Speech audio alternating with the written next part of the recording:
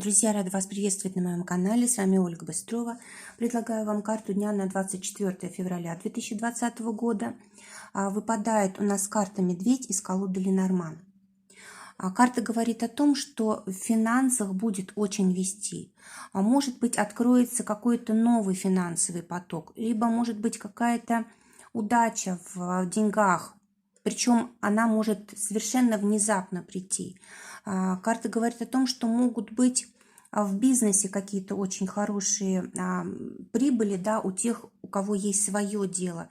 Карта говорит о том, что ваши личные средства могут пополняться, то есть ваш кошелек. В общем, все вопросы, связанные с деньгами, очень удачные. Также карта говорит о том, что если нужно решать вопросы с государственными учреждениями, начальством, администрацией, здесь вот замечательный день для этого. То есть можно все решить, обо всем договориться. И карта говорит о том, что будет такой хороший новый поворот в делах, финансах и так далее.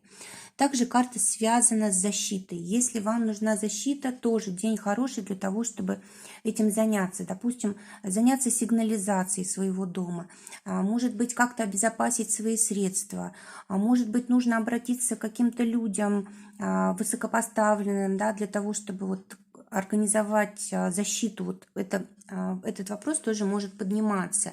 Также карта говорит о том, что если вам что-то нужно и вы сами не можете справиться, нужно обращаться к людям, которые вот способны вам помочь. Это могут быть члены вашей семьи, может быть, более старшие люди, либо люди, которые занимают какой-то высокий пост, чиновники и так далее. Да? То есть есть возможность получить помощь.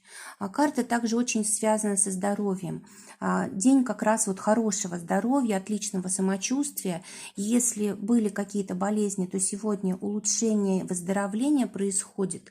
Также карта связана с контролем веса, с диетами, сбросом веса и так далее. То есть тоже день очень хороший для этого, чтобы начинать какие-то мероприятия вот в эту сторону.